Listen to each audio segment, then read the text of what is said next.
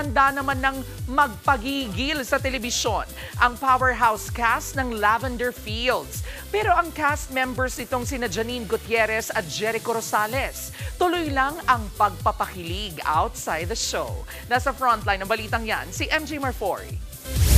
Parang gusto mo siyang tadyakan, di ba? Gusto ko. Ang puso mo, Inay Maria! Ganyan lang naman ang maiinit na buwelta ng ating Diamond Star Maricel Soriano sa grand launch na inaabangang Dreamscape serye sa TV5 na Lavender Fields. Ang tanong kasi sa cast led by Jody Santa Maria, ano ang gagawin mo kung may maskara o plastic ang nasa harapan mo? Gaya ng premise ng Lavender Fields na tumatalakay sa revenge at redemption. Natanong din ang cast kung maghihiganti rin ba sila sakaling hamakin sila. Sagot ni Jody, kabaliktaran raw ang gagawin ng kanyang karakter. Huwag kang lumevel sa kung nasaan sila.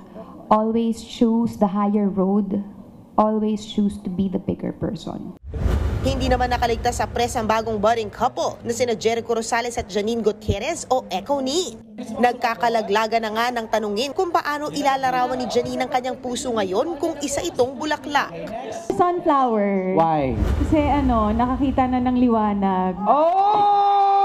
Oh my God!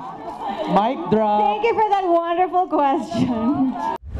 Si Jericho naman, sinuklian ang kilig with more kilig. Oh! On the personal side, all of these people that I work with love her. Oh my God, ulit!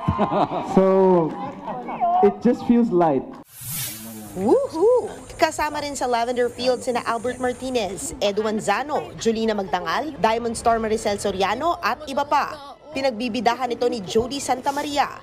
Showing na ito sa Netflix sa August 30 at September 2 sa TV5.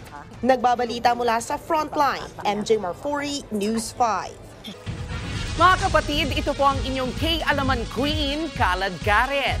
Always remember na ang K-Alaman ay K-Yamanan. Kaya para sa latest showbiz news at dagdag impormasyon, mag-follow at mag-subscribe sa social media pages ng News 5. Okay?